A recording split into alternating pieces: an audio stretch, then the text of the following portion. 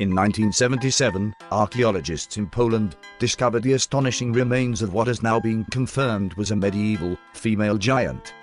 It is surprising that the remains survived long enough to be confirmed as an anomaly without mysteriously going missing. But measuring only 7 foot 2 inches, it may have been presumed that she was just abnormally large. Examinations of her remains, still in situ, have concluded that she was thrown into her burial site without much care, as if hunted, killed and buried. She has been named Ostrautomsky, and her remains are located on a lake island, half-hour drive from Poznan. The island includes an ancient palace, church and fortifications. The island has been inhabited since the late Stone Age, and the ruins are shrouded in legend. One intriguing ancient story tells of an unknown king who rests together with his knights at the bottom of the lake. While all other burials in the island's cemetery are made with the head facing west, this giant woman was buried facing in the opposite direction. Maybe they believed her kind to be cursed. Many ancient tribes and cultures still retain stories about a long-forgotten existence of a race of humans that were much taller and stronger than ordinary men. These giants are described as both brave and barbaric, and legends often mention their cruelty. Plenty of these tales can be found in South America. The Payet, a tribe from the Nevada region thousands of years ago, had a legend about a race of red-haired giants called the Sitika. The ancestors of the Payet described them as savage and inhospitable cannibals. In the northern Payet language, Sitika literally means stew eaters. The legend states that the giants came from a distant land, crossing the ocean on rafts built out of the tule plant.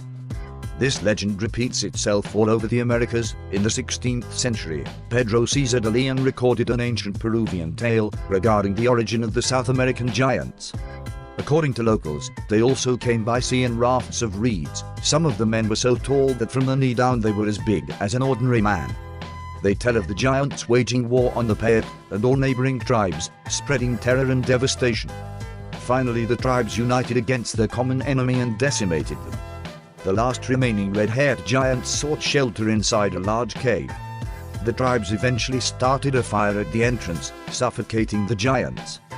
In 1886, a mining engineer named John T. Reed happened to hear the legend from a group of Payets while prospecting near Lovelock, Nevada. The Indians told him that the legend was real and that the cave was located nearby. When he found the cave himself, he was unable to begin digging. News soon spread regarding the discovery of Lovelock Cave. But the attention was profit-driven. A guano deposit was discovered inside, and soon after, in 1911, a company started excavating the precious resource, shipping more than 250 tons to a fertilizer company in San Francisco. Any artifacts that may have been discovered were probably neglected and lost. However, many may have been stolen away under the guise of fertilizer prospecting. Indeed, the company may have all along been a Smithsonian ruse to steal the artifacts from within the cave. After the surface layer of guano had been mined, and the best amongst the smaller relics stolen, strange objects were officially recorded. An official excavation was performed in 1912 by the University of California in 1924. Reports told of thousands of artifacts being recovered, some of them being truly unusual. After a full excavation, removing the entire guano deposit, mummified remains of several red-haired, ancient giants were found buried in the cave. Measuring between 8 to 10 feet in height, these mummies have since been referred to as the Lovelock Giants. Another intriguing find was a pair of 15-inch long sandals that showed signs of having been worn. Allegedly, other unusually large items were recovered but have since been locked away in museum warehouses and private collections. Including the giants, only a few remnants of the amazing discovery remains in public display. A piece of evidence that remains on site until this day is a giant handprint embedded on a boulder inside Lovelock Cave, made by a giant hand that was covered in soot. Around the same time as the second Lovelock Cave excavation, another dig revealed amazing finds. According to a 1931 article published in the Nevada Review Minor, 2 giant skeletons had been found buried in a dry lake bed close to Lovelock, Nevada.